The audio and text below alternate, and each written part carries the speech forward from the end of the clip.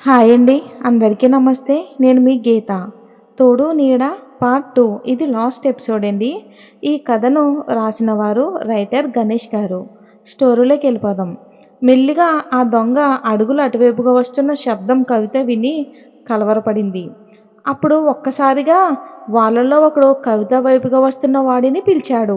పిలిచి, "ఈ డోర్ తెరుచుకోవటం లేదు, బలంగా నెట్టాలరా" అన్నాడు. అప్పుడు వాడు వెనక్కి తిరిగి వెళ్ళాడు.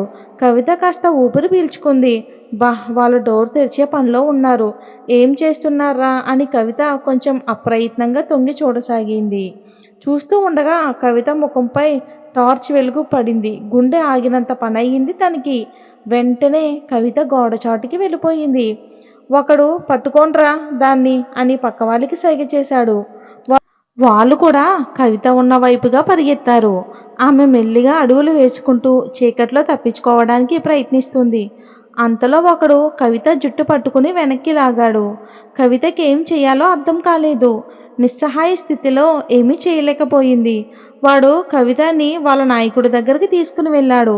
వాళ్ళ నాయకుడు కవితని చూసి, "ఎవరే నువ్వు? ఇక్కడ ఏం చేస్తున్నావు?" అని అడిగాడు. ఆమెకు భయంతో మాటలు రావడం లేదు. అయినా కొద్ది ధైర్యం తెచ్చుకుని, "నేనిక్కడ ఇరుక్కుపోయాను. నన్ను లోపల పెట్టి తాళం వేసేశారు.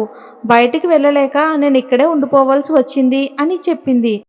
వాళ్ళల్లో ఒక దొంగ ఇది మనల్ని చూసేసింది కాబట్టి ఇక్కడ ఏం జరిగిందో అందరికీ చెప్పేస్తుందని చెప్పాడు.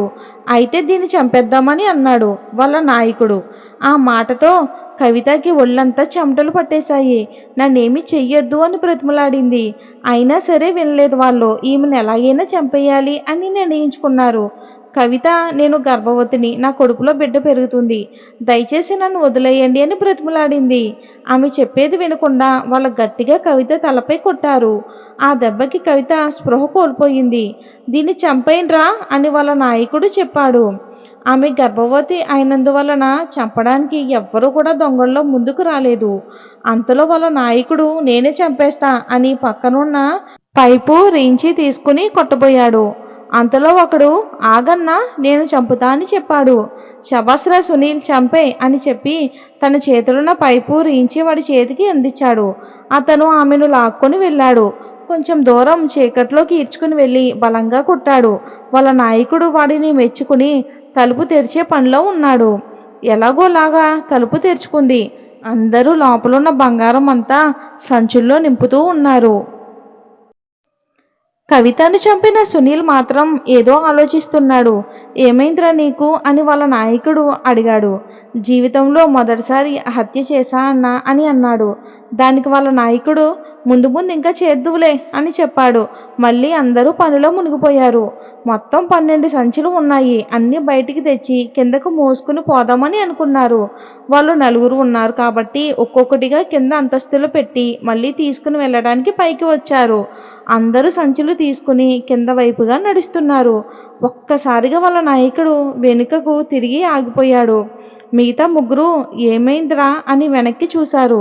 ముగ్గురు వెనక్కి చూడగానే వాళ్ళ నాయకుడి చేతిలో కవిత ఉంది. కవితను అలా చూడగానే ఇంతకు ముందు కవితను చంపడానికి వెళ్ళిన వ్యక్తికి చెమటలు పట్టాయి. నిజానికి అతను కవితను చంపలేదు, కానీ చంపినట్లు నటించాడు. వాళ్ళ నాయకుడు కవిత జుట్టు పట్టుకుని బలంగా గోడ వైపుకు నెట్టాడు. ఆమె తల గోడకి తగిలి కిందకు పడిపోయింది. తలకి బలమైన గాయమయ్యి రక్తం కారసాగింది.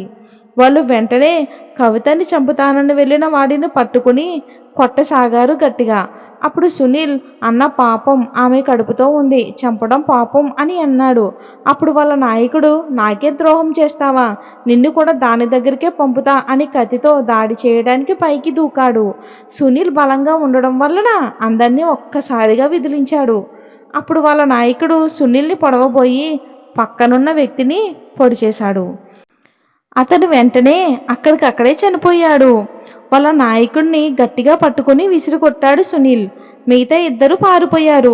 వెంటనే కవితని ఎత్తుకుని కిందకి పరిగెత్తాడు సునీల్. షాపింగ్ మాల్ దగ్గర వాళ్ళ దొంగతనానికి ఏర్పాటు చేసుకున్న దారి గుండా కవితని హాస్పిటల్కి తీసుకుని వెళ్ళాడు సునీల్. అప్పటికే రక్తం ఎక్కువయ్యి స్పృహ కోల్పోయింది. వెంటనే సునీల్ బ్లడ్ బ్యాంక్కి వెళ్ళి బ్లడ్ తీసుకుని వచ్చాడు. కవితను తీసుకొచ్చేటప్పుడు తన రక్తం సునీల్ బట్టలకు అయినందువలన బయటకు కడుక్కోవడానికి వెళ్ళాడు. ఇంతలో కవితకు పురిటి నొప్పులు వచ్చాయి. ఎన్నో బాధలు పడి ఒక మగబిడ్డకు జన్మనిచ్చింది. ఇంతలో సునీల్ వచ్చాడు. సునీల్ చేతిలో ఆ బిడ్డను పెట్టింది నర్సు. అలా కవిత కోలుకున్నాక సునీల్ ఆమె వివరాలు తెలుసుకున్నాడు. తన పరిస్థితి తెలుసుకుని కవితకు అభ్యంతరం లేకపోతే తనని పెళ్లి చేసుకుంటానని చెప్పాడు. కవిత కూడా తనకి ఒక తోడు కావాలని సరే అని చెప్పింది. ఇద్దరు కూడా సంతోషంగా పెళ్లి చేసుకుని హాయిగా జీవితం గడపసాగారు. ఇది ఫ్రెండ్స్ కవిత యొక్క స్టోరీ. ఈ స్టోరీ నచ్చినట్లయితే లైక్ చేసి కామెంట్ చేయండి. ఈ స్టోరీ మీద మీ విలువైన అభిప్రాయాన్ని కామెంట్ రూపంలో తెలియచేయండి. రేపటి మరో స్టోరీలో మళ్ళీ కలుద్దాం. Thanks for watching.